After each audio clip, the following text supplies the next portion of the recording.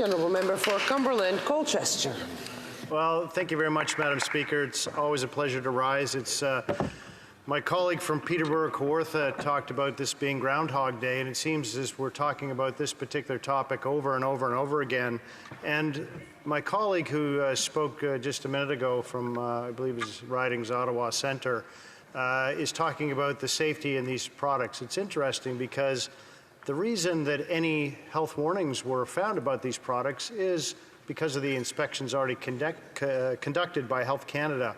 And therefore, we would, by grabbing more money from these small and medium-sized businesses that are actually producing natural health products for the benefit of Canadians, these changes are not going to make those inspections any better or any more frequent. So I find that a bit fascinating. I think the other thing, Madam Speaker, that's absolutely fascinating is what we have on the opposite side of the House is a government who had a crazy experiment, a wacko experiment, we might say, to actually decriminalize opioids, which we know failed miserably. And we also know that they were on the path without the Conservatives on this side of the House actually stopping them. They were on the path to wanting to legalize those types of drugs like meth, crack, cocaine, amphetamines, and fentanyl here in Canada, here in the backyards, in the school grounds, in front of businesses, in front of residences, all across this country. And thankfully for the incredible intervention of the team here, the Team Conservative, we were able to make enough interventions so that people realized how bad of an idea this was. The crime and chaos and drugs and disorder that have actually happened across this great country has been unfathomable, and it's certainly something that I think the Canadians need to bear in mind when we talk about the incredible want on the NDP Liberal side to take away their natural health products. I know that many of my colleagues spoke about this previously, but I do think it bears repeating. When we look at the multitude of issues that have come before this House in the last little better than 2.5 years that I've been here, the issue that people have written to me the most about and approached me the most about in the street, just walking along the street in our own backyards, is really related to natural health products.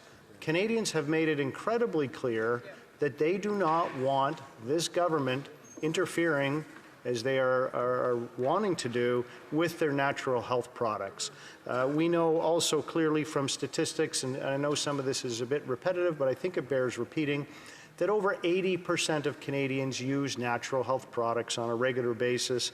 And I really listened with great interest when my colleague from Peterborough, Kawartha, talked about the impact that these changes that the government is on its road to making without the intervention of Bill C-368 is a harm to female entrepreneurs. And that cannot be said enough over and over and over again in this House, because what we hear is that, oh, you know, Conservatives are against women, Conservatives against women's rights. We hear this every single day. It's actually quite nauseating. You know, when we actually understand that on the opposite side, the NDP Liberal coalition are actually the ones who want to undermine the health, well-being, and financial success of female entrepreneurs, when we know that 80% of businesses in the natural health products sector are small businesses, and 50% of these businesses are managed by CEOs who are females. And there's no better way to ensure your success in this world to be the boss of what you're going to do. When you are the master of your own destiny, that creates a security and a need for nobody else. And from my perspective, my wife and I have been married almost 34 years. She is a female entrepreneur, and when I look at her success and the satisfaction that that brings of her knowing that she certainly doesn't have to rely on me, that she's incredibly successful, that is the kind of thing that I would want for my daughters as well, and for any entrepreneur in this great country to be able to say, I am the master of my own destiny. When we look at the regulations also that have been brought in, again, the member from Ottawa Centre went on and on about safety, et cetera, et cetera. Well, it's interesting, perhaps, and I know he wasn't at Health Committee when this happened, and maybe we can cut him some slack based on that. But interestingly enough, the medical advisor for Health, the chief medical advisor for Health Canada was in Health Committee and talked about some of the disinformative statistics that the member spoke about previously. And when we pressed the chief medical advisor for Health Canada on where the statistics were, the answer we were given is, oh, you can look them up in the database. And of course, you know, doing our due diligence, we attempted to do so. And the conflated numbers that they actually presented in no way, shape, or form, you know, reflect reality. So when you begin to look at this, the safety of natural health products is beyond reproach. Are there oftentimes difficulties in manufacturing? Yes, and Health Canada, to their credit, have discovered some of those things, and that's important. That happens in many different industries where the manufacturing process is studied and said, hey, you know, you can make things better by doing this, that, or the other thing. That will be important to continue. But is it necessary to attempt to kill a small and medium-sized business-based enterprise in this country? Because when these regulations continue, if the rest of our colleagues don't realize the importance of Bill C-368, what will happen is this industry will die. And then what will happen? Because we know 80% of Canadians use these products on a regular basis, they will continue to use them.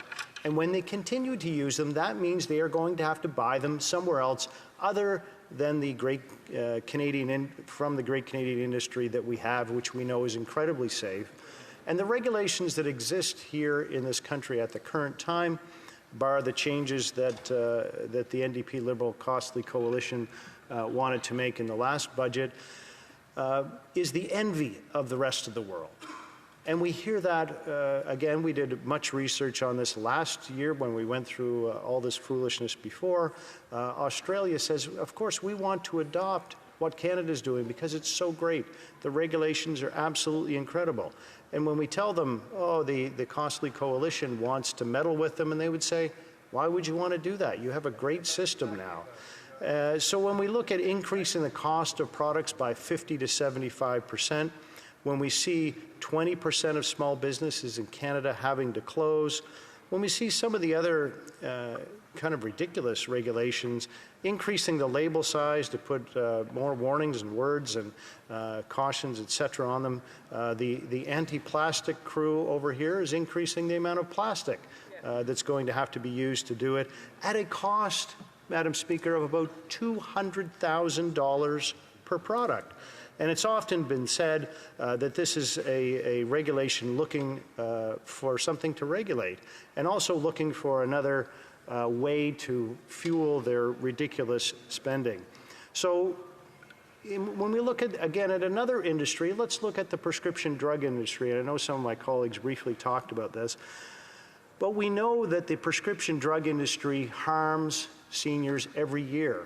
And the cost to the Canadian economy is about $2 billion, yes, billion with a B dollars, every year by the harm created by prescription drugs.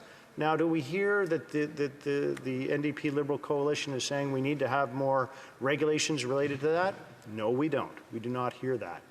And I think that the other things that we need to know is, what is the reason that they're going after this? The reason, of course, is related to an easy target to get more money, to fuel their spending, which is costing Canadians greatly. We know that more and more Canadians, sadly, are going to food banks. And we saw the Food Bank Canada's 2024 report that came out showing 50% more Canadians they feel financially worse off compared to last year, and 25% of Canadians are experiencing food insecurity. This, Madam Speaker, is a bill to fuel their spending habit, which is a sad commentary on a government that's out of ideas, and out of time. And we will continue to see these things which will negatively affect the health of Canadians and their confidence to make the right decisions about their health care at the right time on their own terms. Thank you, Madam Speaker.